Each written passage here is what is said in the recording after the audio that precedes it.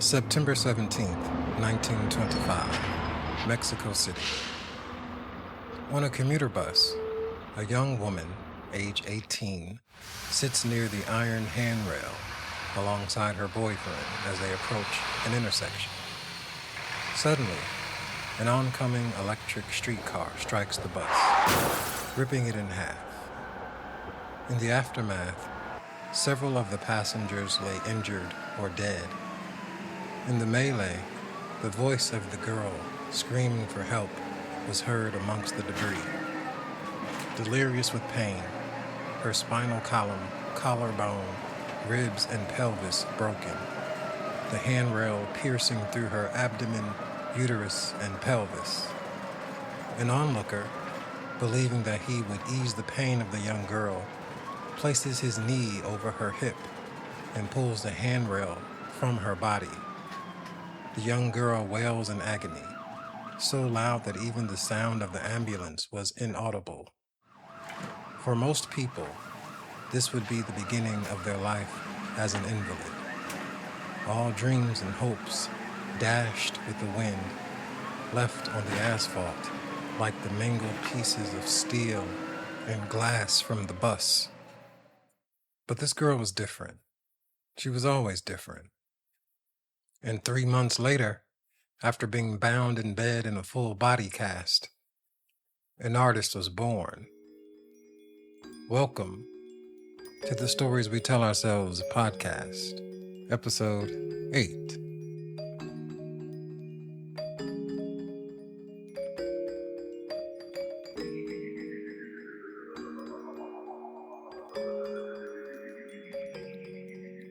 Thank you for joining us on the 8th episode of the Stories We Tell Ourselves podcast. Today, if you do not know by now, we are going to talk about Frida Kahlo. Her story is one of tragedy, one of pain, but particularly in her case, it was a story of someone who used pain as motivation.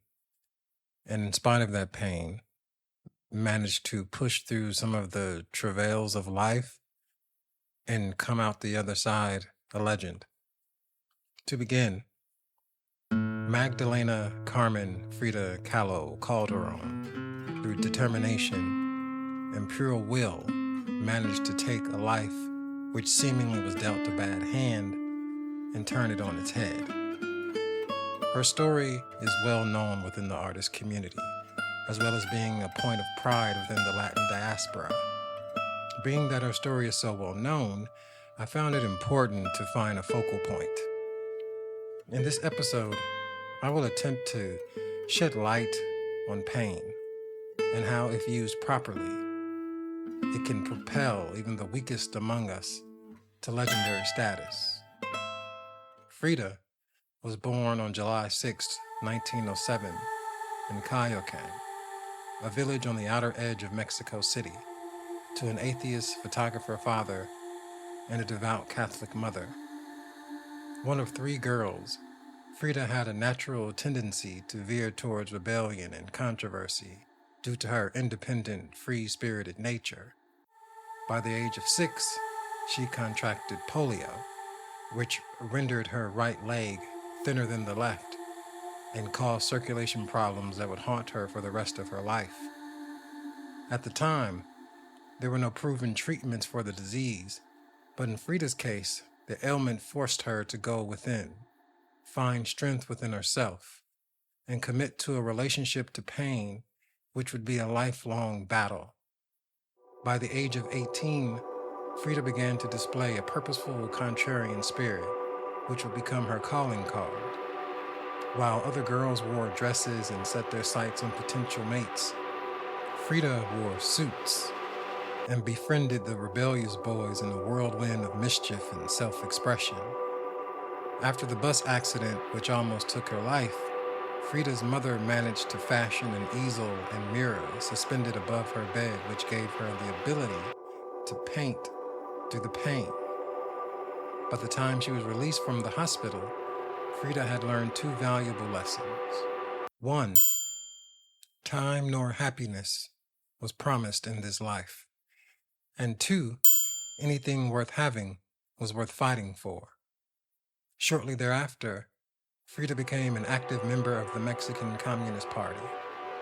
As a storyteller, I feel as though her time as a Marxist-Leninist is a well-documented fact, along with her tumultuous marriage to worldwide renowned muralist and painter Diego Rivera. At the time of their marriage, Frida wasn't regarded as a painter. In fact, articles about her at the time mentioned her almost as a hobbyist, tagging along with her talented husband, enjoying the travel, food, and elite guests. In reality, she was always an artist. Diego valued her opinion, and most of the so-called elites of the time annoyed her to no end.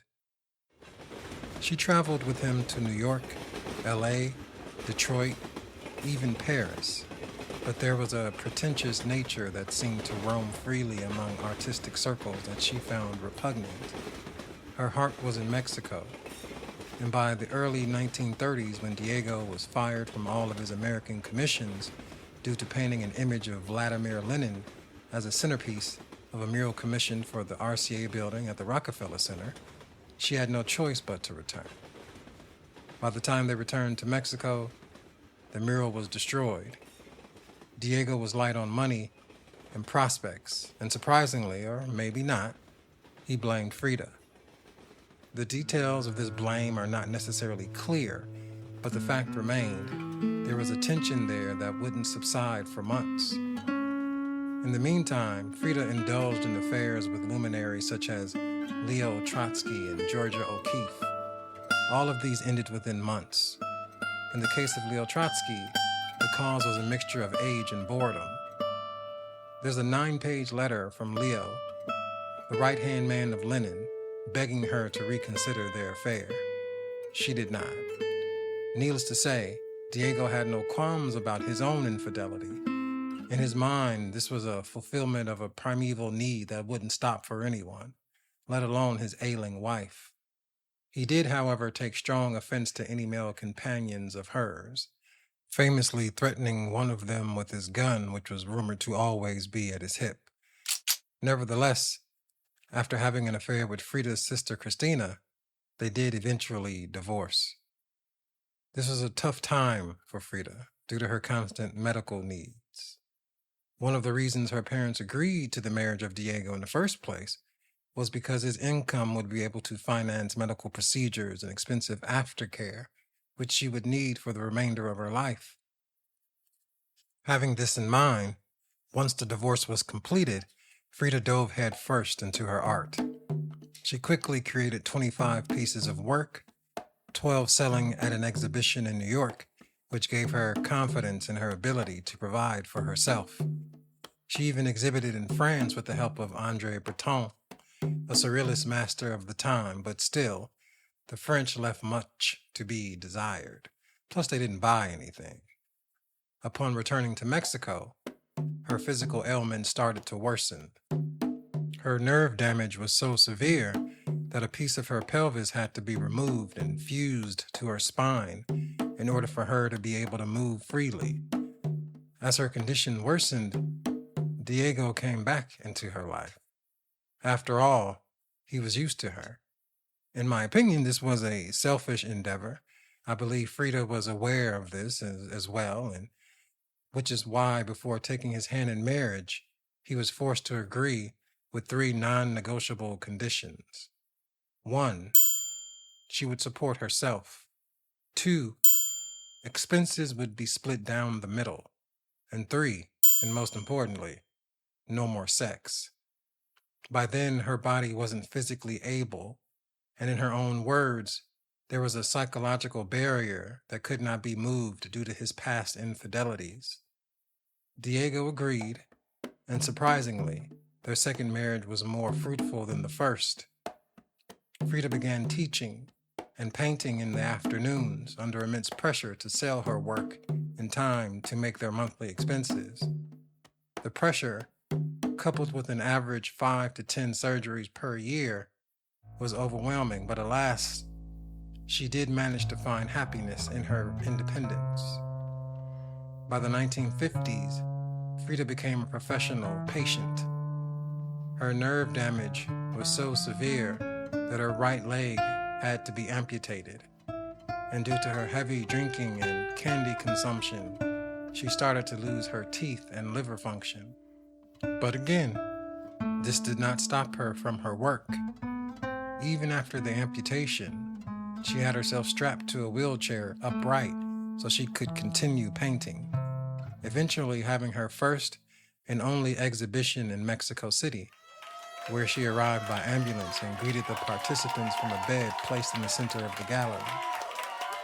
Throughout her life, Frida suffered 3 miscarriages and 32 surgeries. She struggled with alcoholism, depression, and physical disabilities, alongside a marriage filled with infidelity, jealousy, and mental chaos. But there was one constant in her life, 2 really: pain and her art. The 2 were inextricably tied to one another and were her emotional backbone when her physical spine gave way.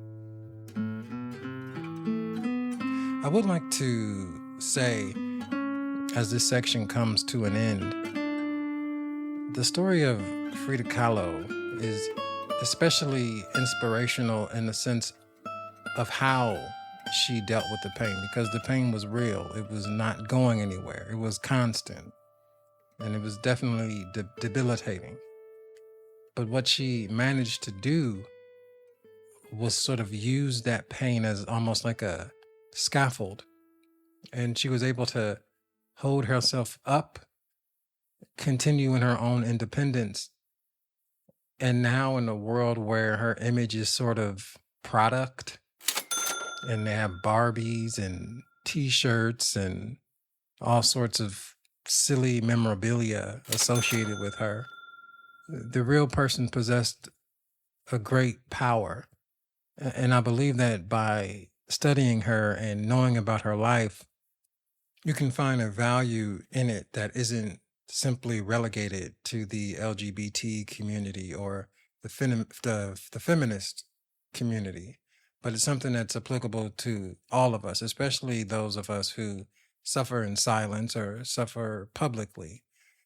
Frida Kahlo is, and will forever be an example of perseverance, an example of art in pain, and an example of the pain of art.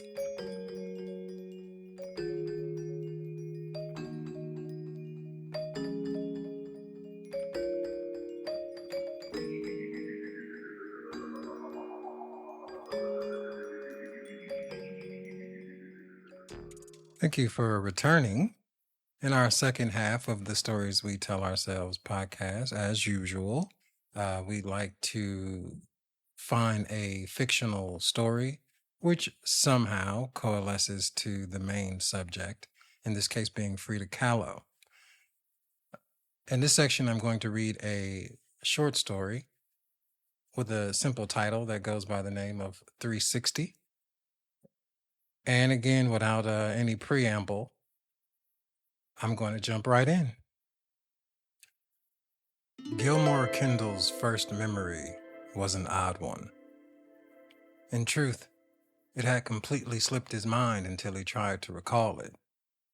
Most of his adulthood was a concentrated effort to forget his past and forge ahead, choosing which moment and turn of event to carry forward.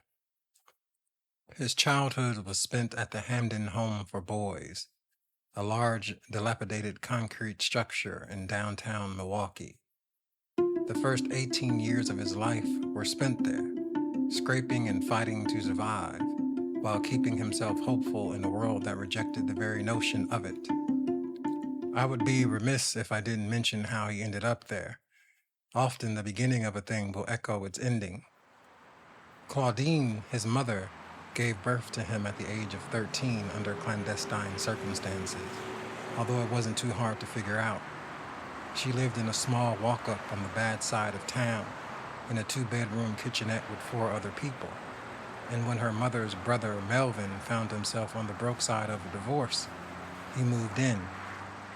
10 months later, Claudine gave birth to a child she didn't want in a world that didn't care.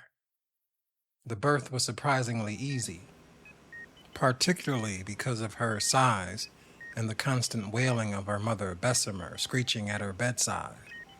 The ordeal took approximately 2 hours and 35 minutes from start to finish, and she barely made a sound. Most of the hospital staff assumed she was under the influence of some substance or the bearer of mental illness. Still, when her blood work was returned, it became obvious that the only thing she was under the influence of was hopelessness. Before releasing her from their care, a gaggle of nurses took the time to encourage Claudine and impart the usual well wishes one bestows upon someone whose life had suddenly become not their own. Idled near the exit, Bessemer waited impatiently in the driver's side of a rusted-out Chrysler Windsor before leaning on the horn for so long that onlookers thought she had died. When Claudine finally entered the car, baby in hand, she was subjected to what seemed like a never-ending onslaught of obscenities and slurs until, finally, when Bessemer stopped the car at a red light, Claudine exited the vehicle and ran down the street in a veil of tears, newborn child pinned to her hip. 30 minutes later, Gilmore, still in his swaddling clothes, was found behind a dumpster mere feet away from Hamden Home. He was discovered by Father Nalbandian, one of the priests of the orphanage, while taking out the trash. Even that was a miracle of sorts. Gilmore didn't cry, nor did he coo, and if Father Nalbandian hadn't missed his mark while recklessly slinging the trash towards the bin, causing him to retrieve the contents from the ground, I am certain young Gilmore would have died there. When they entered the Hamden home, Nalbandian and Gilmore were greeted by 3 nuns and several members of the night staff. Immediately, the boy was checked for bruising, defects, and abnormalities.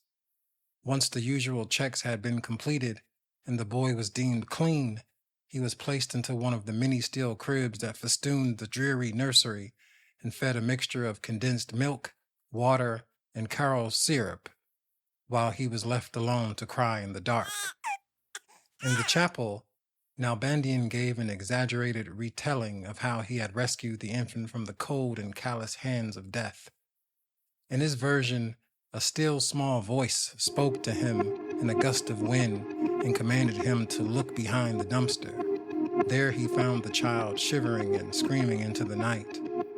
The voice told him to take the child to Hamden Home and wait for further instructions. Also, the voice instructed him to name the boy Gilmore. The nuns didn't know this, but Gilmore was the name of a close friend of his who died 10 years earlier, fighting the Germans alongside him in Stalingrad. In the trenches, they had made a pact.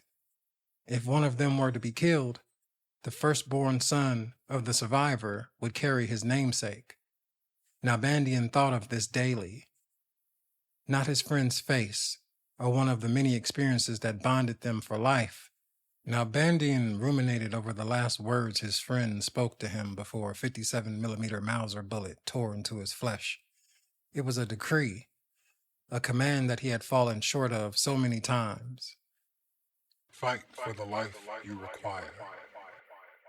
Having no children of his own due to his vocation, Nalbandian saw this as a divine opportunity to keep his end of the bargain, while secretly honoring the spirit of a soul gone too soon.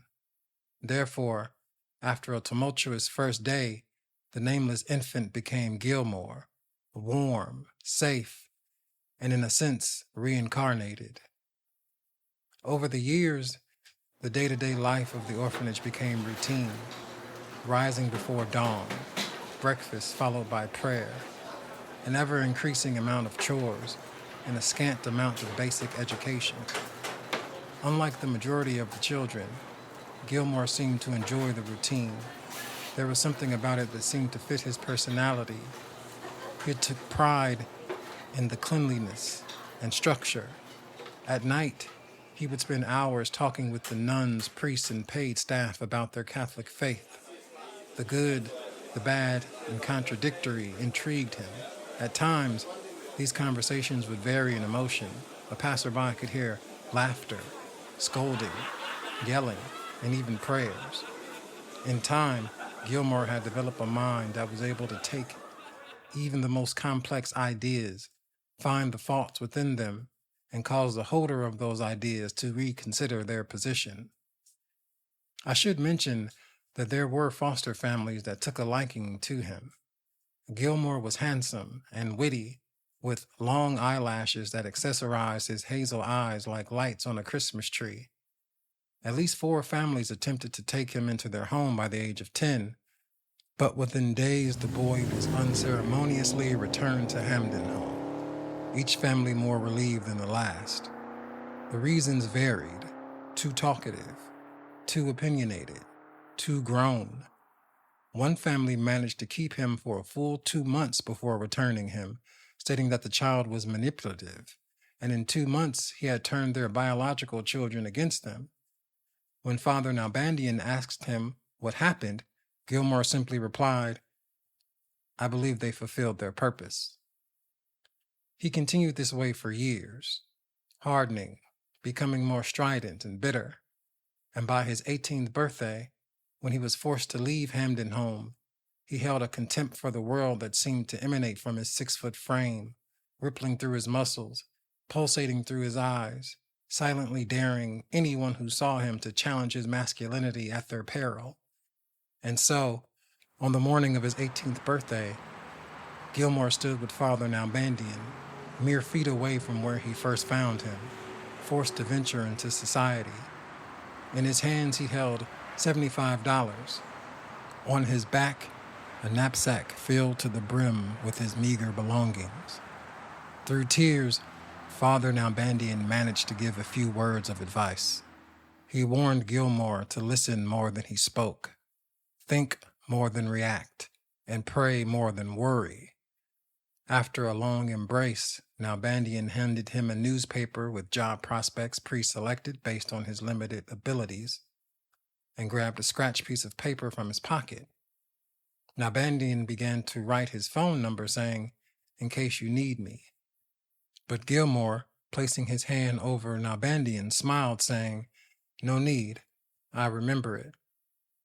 To Nalbandian, there seemed to be an unspoken understanding that this would be the last time that they would see one another. Gilmore was full of adventure and staunch determination, while Nalbandian, in the final stages of acute nephritis, appeared sickly and weather-beaten. They embraced again, this time more manly, minus emotion. Looking deeply into his eyes, Nalbandian offered one final piece of wisdom: "Fight for the life you require."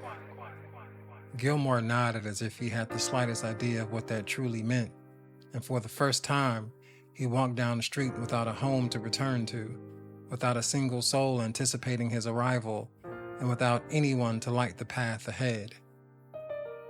Like any man, woman, or animal that lived in a sheltered environment, there were certain experiences one couldn't wait to try. For Gilmore, it wasn't smoking or drinking or even sex. For him, it was alcohol. From outside his window at the Hamden home, he would often hear the voices of the night. Arguments, laughter, and declarations of love and hate would swelter under moonlight. There was something about the night that fascinated him. The night was true. It was free from the expectations of the day. One late evening, from outside his window, he watched and listened as a young couple staggered and sang their way down the street. There was joy on their faces. They took slow and measured steps, holding each other up like scaffolding, cradling their upper bodies until they tottered out of sight. The next morning, when Gilmore recounted the couple to Darrell, a young and hip member of the morning staff, he was told that they were probably drunk or high. Fools who took no caution for their own safety. This enticed Gilmore, and in the back of his mind, he wanted to join them in inebriated bliss. Fast forward, it was to no surprise that the newly freed Gilmore found himself seated at the first bar he could find. He was eager to numb himself, or at the very least, dull the fear and shame that fell upon him like a dark inheritance. The place was dimly lit and smoky. There were only 3 people there: Gilmore, the bartender, and an old man seated at the opposite end of the bar. The old man's eyes immediately focused on Gilmore. He watched as he sheepishly entered the bar and carefully sat, his hands aimlessly rubbed against one another, not knowing what to do with themselves. "How old are you, son?" the old man asked, almost anticipating a lie. 21, said Gilmore, in a tone not even he believed. After a slight chuckle, the bartender placed a shot glass in front of Gilmore, saying, "Pick your poison." The room fell silent enough for both the bartender and the old man to understand that the kid had no idea what was what. "Whiskey," said the old man. Gilmore nodded his approval to the bartender, and before he could thank the old man for the intervention, his glass was filled with brown libation. At first sip, the liquor plucked his inner cheeks and throat with a sharpness that startled him. The whiskey swirled its way down his throat, transforming into a heat that flowed through his chest in waves before settling in his stomach. Gilmore coughed and hunched his back in disgust. That is, until suddenly, slowly, a grin widened the corners of his mouth, ear to ear. Gilmore tilted his head to the ceiling, paused and exhaled the way one does when learning a rumor is true. "You like it?" said the old man, while moving closer to him. Gilmore nodded yes before motioning to the bartender for another. The bartender paused. He had seen this before. The lightweight with more curiosity than common sense. "Take a break after this," the bartender warned before pouring the shot and retreating to his stool. 4 shots and 1 hour later, Gilmore and the old man conversed like old friends, each man bitterly recounting their past. They shared a twin melancholy, comparing the harshness of life and the true meaning of it, how life to them was a prison, and they were prisoners, unable to break free from generational curses in a story whose ending was predetermined. "If you could start over, would you do it?" said the old man. "Knowing what I know," said Gilmore, while throwing another shot, "yes. I don't remember a time when I didn't wish my life hadn't taken a different route." The old man snickered, saying, "I believe we have no control over what we remember. The past is a white suit, stained with our choices." The room fell silent again as Gilmore considered his words. "What's your first memory?" asked the old man, his eyes growing more intense. "I'm not sure," replied Gilmore, probing his mind for an answer. "I always believed your first memory to be the most important thought you could have," whispered the old man. "It shapes everything you are up to this point. Go ahead, try to remember it." After a few moments of contemplation, a strange frown slithered onto Gilmore's face. He appeared lost, frightened even. Panic crept onto his face until the only words he could muster were, "This. Here. Now. Everything else is a blur." At that moment, all the memories of Hamden home, Father Nalbandian, the trials and tribulations of his life, all of it disappeared, pulled into the ether by the hands of time. All he knew was the present, the bar, the old man, the smell of cigarettes, aged wood, and peanut shells.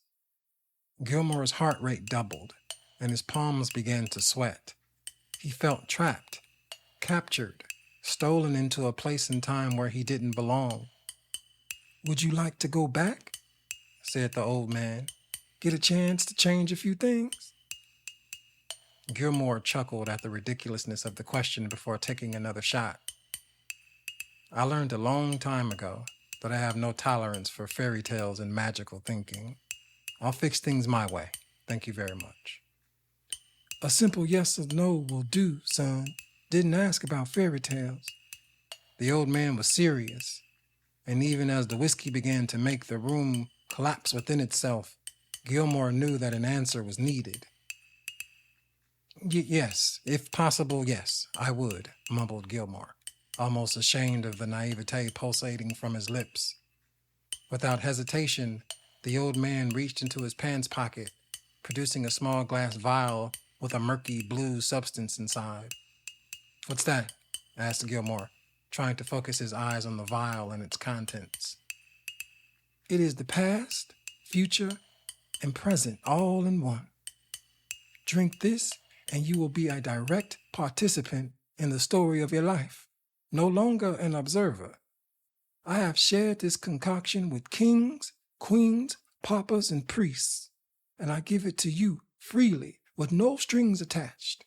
Drink it and begin again." Gilmore nervously chuckled, then guffawed, and when he finished, the old man was still there, a vial in hand, holding it in his direction. "You're serious?"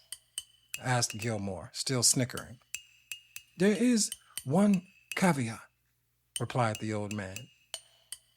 "This is a true chance at change, and it will not stop until your current course in life has been altered permanently.